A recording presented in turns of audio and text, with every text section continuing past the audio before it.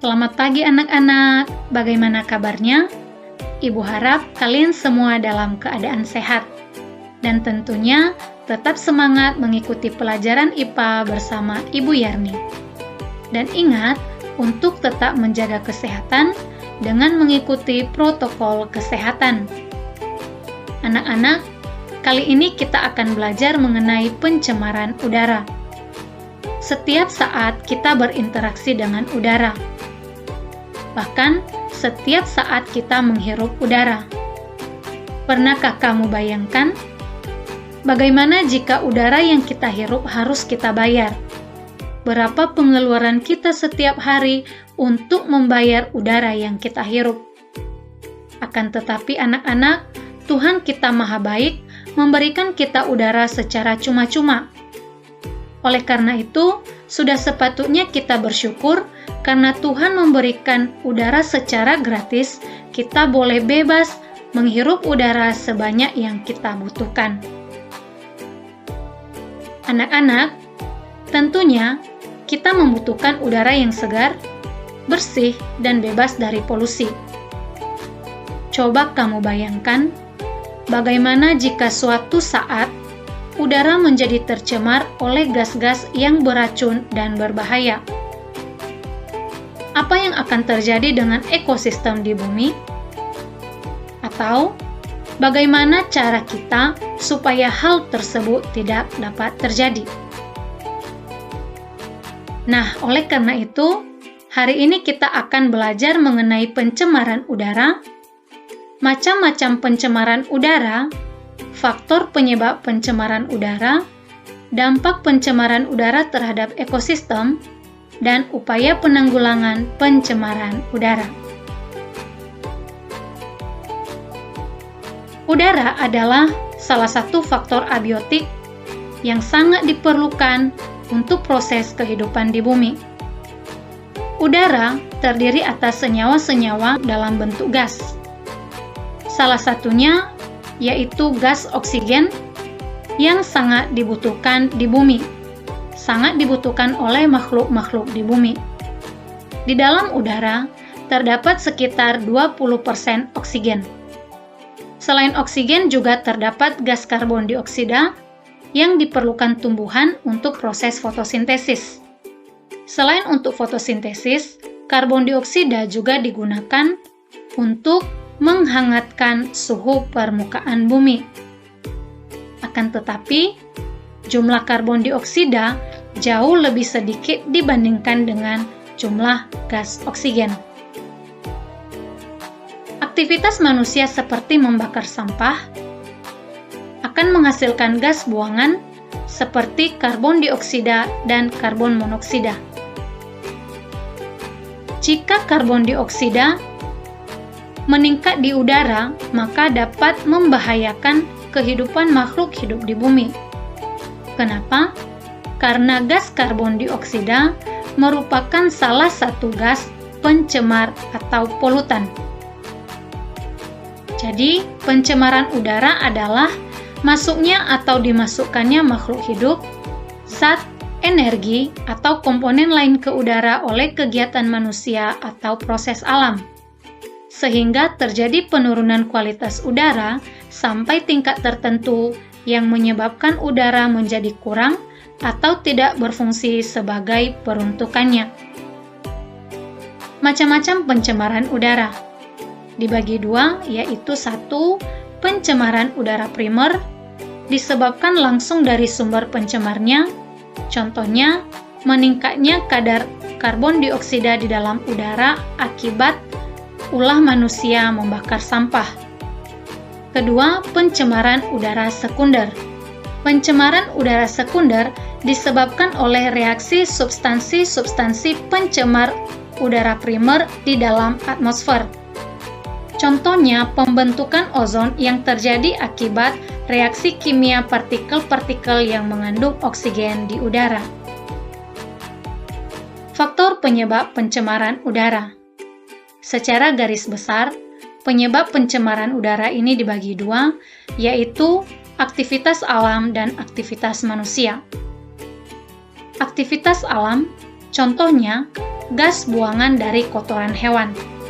Kotoran hewan mengandung gas metana yang merupakan salah satu gas pencemar udara.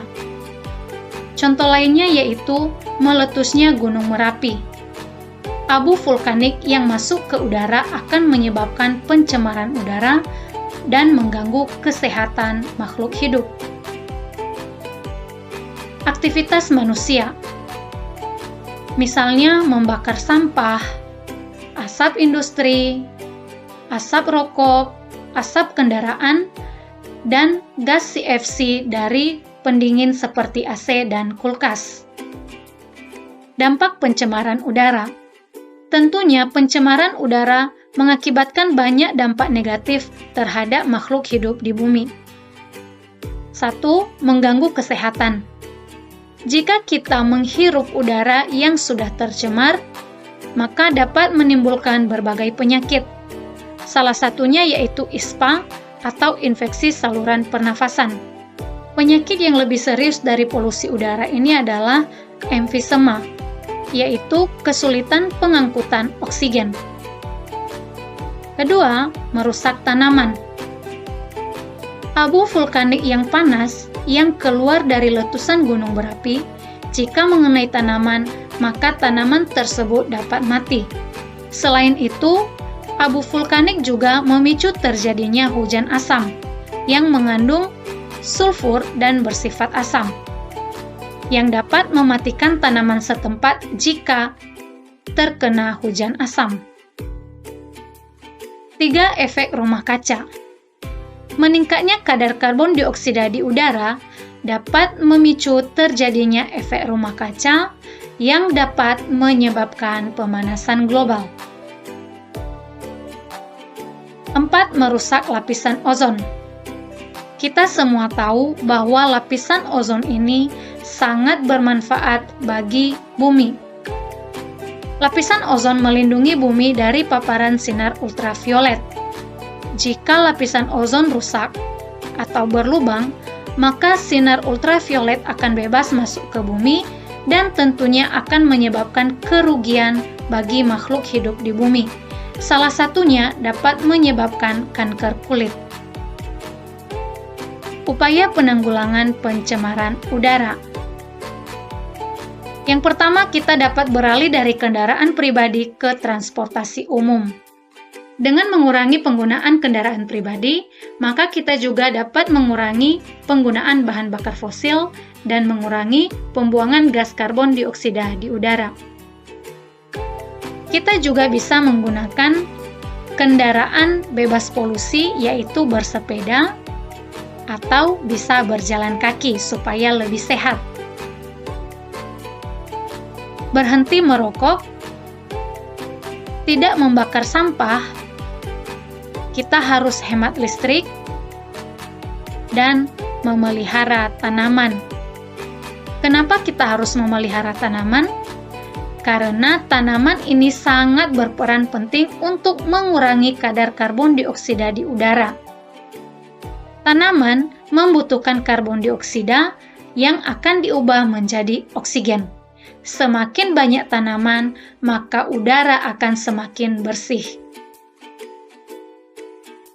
Anak-anak, dari pelajaran hari ini dapat kita simpulkan bahwa pencemaran udara dapat diakibatkan oleh aktivitas alam dan aktivitas manusia. Yang perlu kita ingat bahwa kita tidak bisa mencegah pencemaran udara akibat aktivitas alam. Namun, kita dapat mengurangi pencemaran udara dari aktivitas manusia.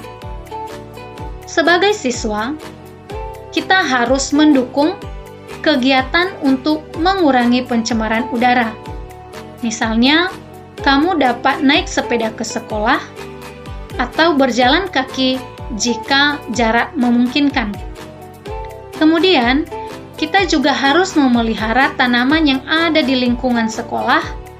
Bahkan, kita bisa menanam bunga, menanam tanaman yang lain, supaya lingkungan sekolah kita lebih asri dan udaranya lebih segar dan bersih. Demikian pelajaran kita pada hari ini. Ibu harap kalian semua dapat memahaminya. Terima kasih telah menyimak, semoga bermanfaat, dan sampai jumpa.